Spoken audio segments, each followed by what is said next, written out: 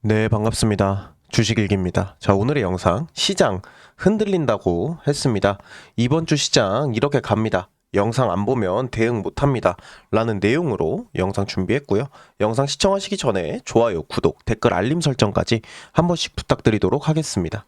자, 일단 거래대금 상위 종목 한번 봐보면 일단 뭐 1, 2, 3위는 똑같아요. SK하이닉스, 삼성전자, 삼성전기까지 1, 2, 3위는 계속해서 똑같습니다. 하지만 우리가 좀 볼 수 있는 부분들 뭐가 있죠? 바로 LG전자, 현대차 등이 꾸준히 좀 올라와 주고 있어요. 그렇다는 것은 거래대금 자체가 계속해서 상승을 하면서 시장이 확실히 이전 6월, 7월에 보다는 지금이 조금 더 안정적이고 순환매가 돌고 있다는 것을 우리가 한 번쯤은 좀 체크를 할 수 있는 부분이다 라고 생각을 하시면 아무래도 좀 이해가 쉽지 않을까 라고 생각을 합니다. 자, 그 다음에 또 중요한 부분이라고 하면은 일단은 계속해서 거래대금 상위 어떤 종목이 안 보이죠? 바로 단일 종목 레버리지 ETF가 보이지 않습니다. 단일 종목 레버리지 ETF가 보이지 않고 있고 지금 현재까지는 개별주 위주, 그 다음에 이제 기존에 늘 매번 보였던 이제 뭐가 있을까요? 바로 지수 추종들입니다. 지수 추종들은 아무래도 거래 대금이 많겠죠. 많고 이 거래 대금들이 원래도 지수 추종에는 좀 꾸준히 거래 대금 상위 종목에 들어가 있다는 것을 봤을 때는 시장이 한결 6월, 7월에 보다는 정말 정상화가 많이 됐다라고 생각을 하시면 좀 이해가 쉬우실 것 같아요. 자, 그 다음에 이제 오늘의 시장의 흐름을 좀 봐보면 일단 첫 번째는 전강후약의 흐름이었다라고 생각을 합니다. 자, 일단 장 초반 반도체 호재성 뉴스에 상승을 했어요. 하지만 금리 인상 가능성도 낮아진 부분도 영향을 받았죠. 하지만 중요한 부분은 중동 정세가 계속해서 불안감으로 작용하면서 하락하는 시장으로 바뀌었습니다. 그래서 전반에는 강했지만 후반에는 좀 약세를 보이면서 시장이 하락 마감하는 모습을 보여줬습니다. 자, 그 다음 두 번째는 좀 계속되는 중동 악재예요.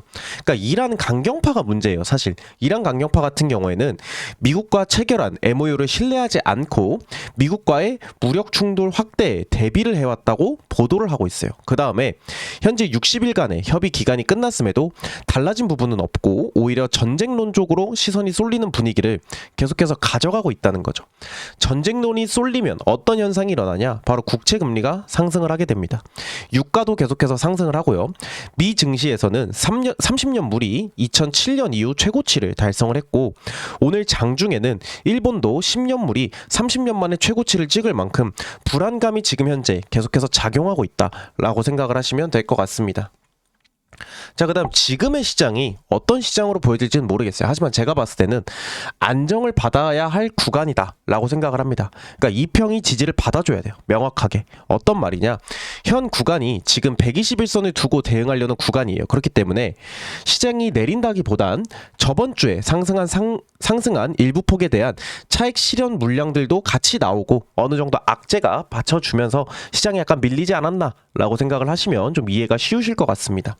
자, 그 다음에 지금까지도 저는 매수 구간이다 라고 생각은 안 하고 있어요. 자, 증시가 7월 대비 상승한 것은 사실이에요. 하지만 121선 위로 안착까지도 했어요. 하지만 문제가 뭐냐? 아직까지 명확한 매수 타이밍은 아니라고 보여진다는 거예요. 계속해서 조정을 받아가면서 바닥 구간을 체크하는 상황으로 이어질 가능성이 현재까지는 높고요. 지금 시장은 아직도 이평 지지 라인이 명확하게 잡히지 않았기 때문에 최소 쌍바닥 구간이 형성되어야 매수 시그널이 그제서야 보인다고 저는 조금 느껴지고 있습니다. 자, 중요한 부분은 뭐다? B2는 절대적으로 제가 금지를 한다라고 말씀을 드렸습니다. 지금 B2는 진짜 패가망신의 지름길입니다. 절대 B2는 금지한다라는 말씀을 드리고 싶어요. 사실 B2는 예전부터 우리가 알다시피 매번 모든 사람들이 말을 했어요. 패가망신의 지름길이라고. 하지만 그래도 B2를 하시는 분들이 많지만 우리가 5월 정말 코스피가 9,300포인트라는 역사적인 구간을 달성할 때까지만 하더라도 B2가 정말 많았어요. 하지만 가장 손실을 크게 본 사람은 5월부터 B2를 시작한 사람입니다.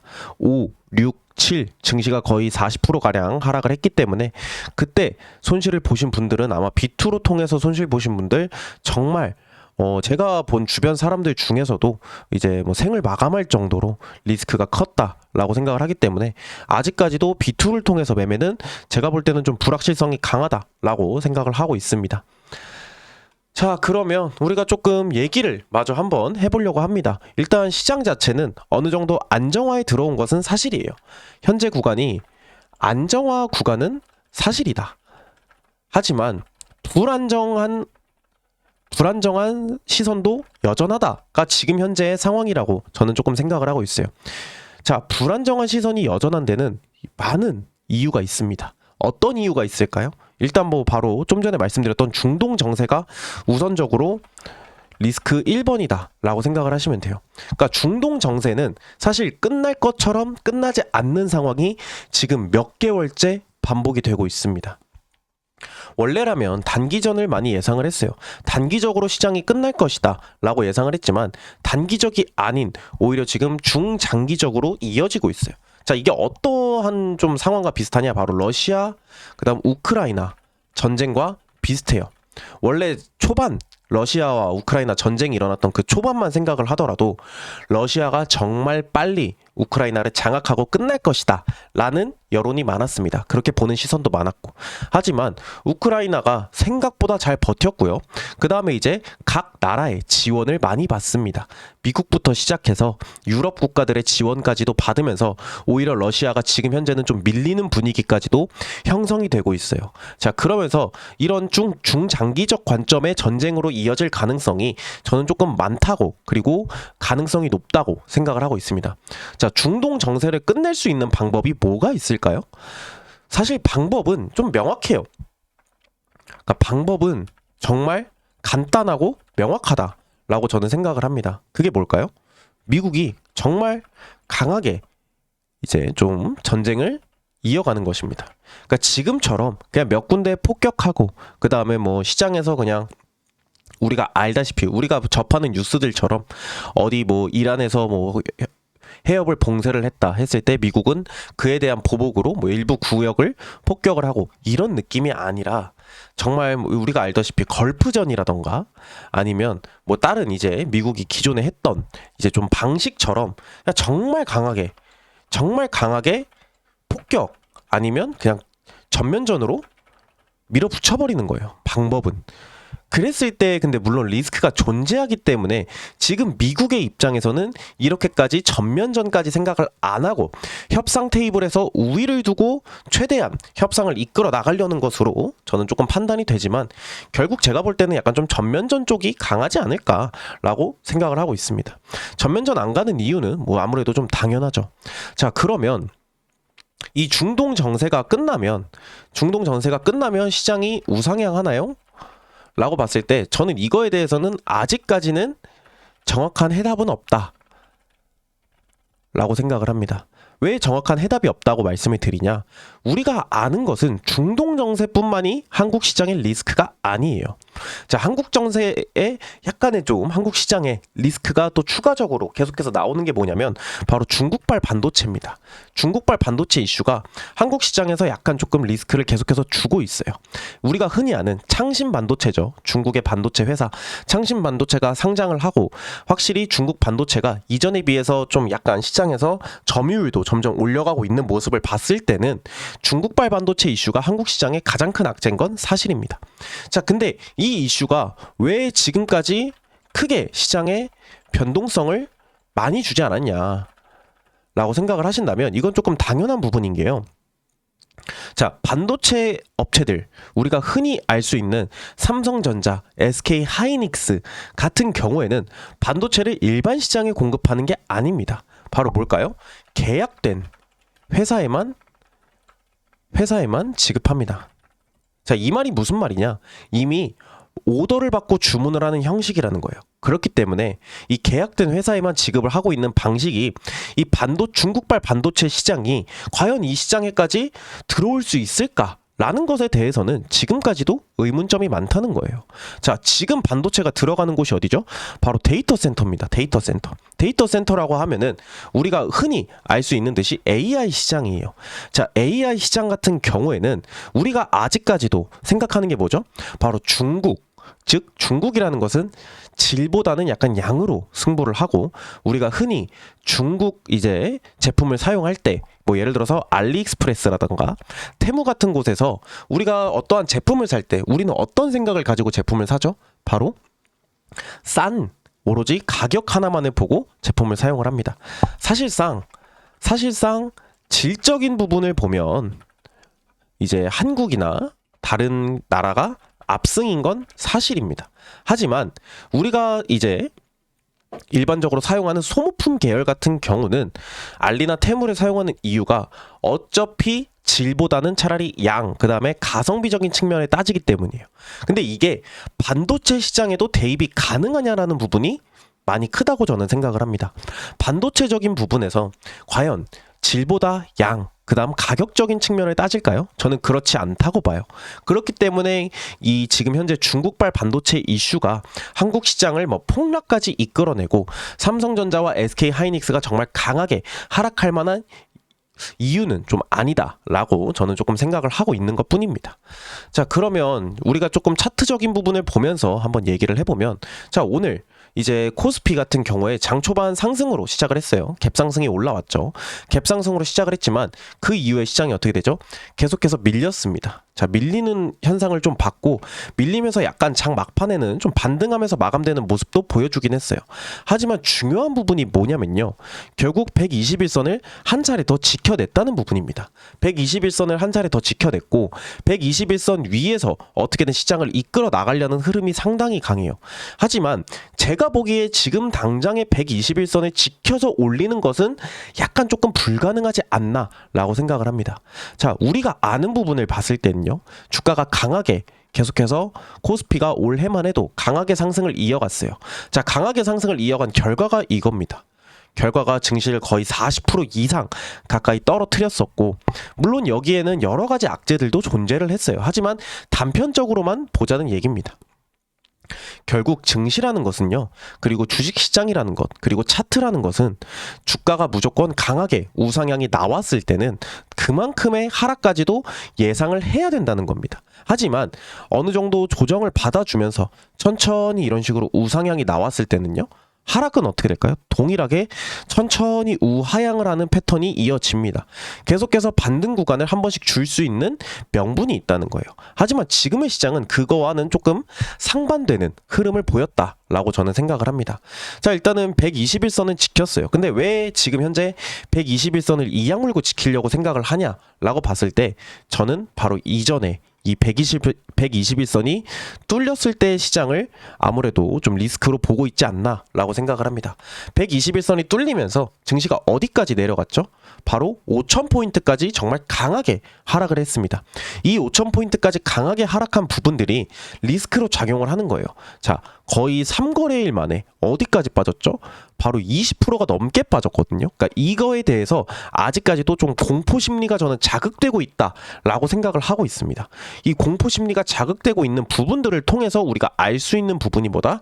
지금 현재의 시장이 121선을 지켜서 이전과 같은 좀 이런 폭락을 막아내고 여기서 최대한 우리가 숨고르기를 해보자라고 좀 어느 정도 시장을 보는 것이다 라고 저는 조금 생각을 하고 있어요. 자, 그렇기 때문에 제가 볼 때 지금의 시장이요, 충분히 어느 정도 견고함을 다시 갖춰가고 있다고 생각을 합니다. 이전의 코스피 어땠죠? 견고함이 없었어요. 자, 이렇게 시장이 밀리던 당시만 우리가 생각을 했을 때 견고함이라는 것은 도저히 찾아볼 수가 없는 내용이었어요. 하지만 지금의 시장은 어떻죠? 견고함을 가지고 가고 있습니다. 최대한 견고함을 가지고 가서 이 견고함을 어떻게 최대한 지켜나가겠다라는 의지로 저는 조금 판단을 하고 있어요. 그렇기 때문에 지금의 시장이 제가 볼 때는 어느 정도 121선은 지켜는 나가지만 여기서 약간의 횡보장이 좀 이어질 것이고, 이번 주 시장은 약간 상승 포지션, 이쪽의 우상향 포지션보다는 121선을 지켜나가는 목적을 두고 아무래도 시장을 대응할 가능성이 가장 높습니다. 그렇기 때문에 이번 주의 매수 타이밍은 전 아직 안 나올 것이다 라고 보고 있어요. 좀 길게 봤을 때는요, 이번 달까지도 아마 계속해서 횡보의 포지션이 저는 조금 이어질 것이다 라고 생각을 하고요. 그 횡보의 포지션을 좀 넘어서서 이제는 어느 정도 쌍바닥 구간도 수렴이 되고 바닥이 정말 명확하게 잡혔을 때부터 상승이 시작이 된다 라고 가정을 했을 때는 아마 9월 이후가 되지 않을까 라고 생각을 합니다. 시장이 갑작스럽게 오르는 것은 일단은 좀 불가능해요. 하지만 모든 개인 투자자들 같은 경우는 증시가 거의 8,000에서 9,000포인트 당시에 이제 종목들을 거의 다 편입이 들어갔었기 때문에 이 구간까지 올라와 주길 바라는 개인 투자자들은 상당히 많다는 팩트예요. 하지만 이렇게 한 번에 증시가 올라갔을 때는요, 주가가 오히려 더 이전보다 강하게 밀려서 그때는 정말 증시가 어디까지? 바로 300포인트까지 내려올 가능성도 있습니다. 그렇기 때문에 지금은 오히려 증시를 강하게 올린다는 느낌보다는 그냥 어차피 물린 김에 천천히 바닥부터 다져 나가면서 우리가 추매라던가 혹은 다른 방향을 잡아갈 수 있는 쪽으로 잡아가는 게 맞다라고 생각을 합니다. 자, 제가 증시가 빠지기 시작할 때 절대 추매하지 말라고 말씀을 많이 드렸어요. 추매하지 말라고 말씀도 드렸고, 그 추매 구간, 그 다음에 지금 현재의 구간까지 왔을 때 본전 구간까지 올라오신 분들도 저는 어느 정도 있다라고 생각은 해요. 본전 구간까지 올라오신 분들도 있을 것이고, 그 반대되는 부분이 뭐죠? 아직까지 물려 있으신 분들도 있을 것이고, 오히려 이 200일선 구간에서 약간의 좀 저점 구간으로 판단을 하고 매수를 들어가신 분들은 지금 구간이 오히려 수익 구간이 됐을 가능성도 높아요. 그렇기 때문에 제가 볼 때는 지금의 구간은 살짝 우하향보다는 횡보, 그 다음 우상향 쪽으로 포지션을 두시는 게 좋을 것이라고 생각을 합니다. 근데 이제 아까부터 계속 말씀드렸지만, 자, 갑작스러운 급등세는 안 나올 거다. 이게 약간 저는 조금 팩트라고 생각을 해요. 중동 전쟁이 끝나도 갑작스러운 급등은 안 나올 거예요. 자, 그렇기 때문에 지금의 시장에서 급등보다는 차라리 조금 차분한 마음을 가지시고 대응을 하셔라 라는 말씀을 드리고 싶습니다. 우리가 흔히 저는 조금 약간 이렇게 비유를 해드리고 싶어요. 자, 우리가 여름에 어떻죠? 정말 힘들죠. 땀도 많이 나고 날도 더우니까 숨도 턱턱 막히고 불쾌 지수도 올라가고, 하지만 우리가 이 여름을 버티는 이유가 뭘까요? 바로 우리나라는 사계절의 나라기 때문입니다. 여름이 지나면 가을이 오고, 가을이 지나면 겨울이 오듯이 결국 악재, 그 다음에 시장은 또 지나가기 마련이에요. 하락장의 어려움이 시장에서 또 지나갈 것이고요. 자, 그 다음에 상승장의 시작이 곧 올 것이다 라는 기대감이 있기 때문에 버티는 것 뿐입니다. 여름이 지났으니 시원한 가을이 오고, 가을이 지나고 약간 추운 겨울이 오긴 하지만 또 겨울이 지나면 뭐가 있죠? 바로 봄이 있습니다. 그렇기 때문에 저는 약간 좀 계절에 비유를 해서 지금 시장이 여름처럼 힘들었지만 그래도 시원한 가을이 올 거니까, 그 다음에 지금 현재 오고 있으니까 주식시장도 큰 하락폭으로 많은 개인 투자자들이 힘들었지만 다시금 우상향 패턴을 돌아설 것이니까 라는 것을 생각하시면서 대응하셔라 라는 말씀을 좀 드리고 싶습니다. 자, 그 다음 봐야 될 게 이제 바로 코스닥이죠. 코스닥. 자, 코스닥 같은 경우는 지금 현재 구간이 확실히 많이 올라왔었어요. 이전에 비해서 많이 올라왔었습니다.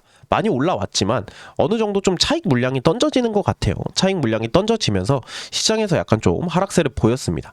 자, 일단 오늘 코스닥을 봐도 개인이 매수의 주체가 되었을 뿐 외인과 기관은 결국 장 막판에는 매도 포지션에 들어가 있었습니다. 자, 그러면서 개인이 시장을 받쳤다는 입장이 강하다는 거죠. 끌어올린다기보다는 받쳐줬다라고 생각을 하시면 될 것 같습니다. 자, 그러면서 코스닥 같은 경우는 제가 말씀드렸다시피 최소 900포인트까지는 끌어올려줘야 돼요. 900포인트에서 눌렸다가 올라가더라도 900포인트 이상까지는 올라와서 900포인트에서 어떠한 상황? 바로 쌍바닥 구간을 만들어주는 모습을 보여줘야지 주가가 계속해서 상승할 가능성이 많이 높다라고 저는 조금 생각을 하고 있습니다. 그렇기 때문에 지금의 코스닥 같은 경우는 추매 구간도 어느 정도 나올 수 있다라고 저는 생각을 해요. 물론 900포인트까지 올라와서 추매를 하기에는 늦은 감이 없지 않아 있을 수 있습니다. 그렇기 때문에 지금 차라리 700에서 800포인트 구간인 현재 구간이 추매의 타이밍은 될 수 있어요. 하지만 지금 당장 바로 잡아가라 라는 느낌보다는 어느 정도 구간에서 쌍바닥이 짚혀질 때 그때 한번 다시금 추매라던가 약간 어느 정도의 편입을 생각을 하시는 것을 추천해 드린다 라는 말씀을 드리고 싶습니다. 자, 오늘의 지표로서 과매도 과매수 구간도 탈출을 했고 약간 조금 시장에서 약간 약세 패턴에 보이긴 했어요. 하지만 그래도 우리가 알 수 있는 부분은 코스닥이 이전에 비해서는 다시금 좀 활발해진다는 느낌을 받으셨다는 것은 모두 다 아는 사실이라고 생각을 합니다. 왜냐하면 거래대금 자체, 거래량 자체가 확실히 이전에 비해서 점점 다시 올라오고 있는 추세는 맞아요. 그래프에서 보이다시피 약간씩 이렇게 좀 우상향을 올라가는 느낌을 보여주고 있다고 생각을 하기 때문에 제가 볼 때는 코스닥도 결국은 우상향 패턴에 돌아는 서지만 이번 주의 장은 자 요거는 좀 최종 총평을 해드리면 자 이번 주의 시장은 횡보 혹은 하락 쪽에 시장이 무게중심을 둘 가능성이 높습니다. 강한 상승세보다는 제가 볼 때는 횡보할 확률이 한 60에서 70% 이상, 그 다음에 상승할 확률이 한 30에서 40% 이상, 이 정도로 보시면 될 것 같아요. 하락할 확률도 뭐 상승과 동일하겠죠. 그렇기 때문에 이번 주의 양 시장은 약간 횡보를 하면서 숨고르기 구간에 들어가 있다라고 생각을 하시면 이해가 쉬우실 것 같습니다. 그렇기 때문에 이번 주는 약간 조금 매매보다는 살짝 쉬어가는 느낌 받으시면서 시장을 대응하셔라 라는 말씀을 드리고 싶습니다. 자, 오늘 영상을 이제 여기서 조금 마무리를 하면서요. 우리 결국 개인 투자자분들이 꼭 주식으로 수익을 보시고 원하시는 걸 얻으셨길 저는 조금 기대하는 마음에 영상 마감하도록 하겠습니다. 영상 시청해 주셔서 감사합니다. 녹화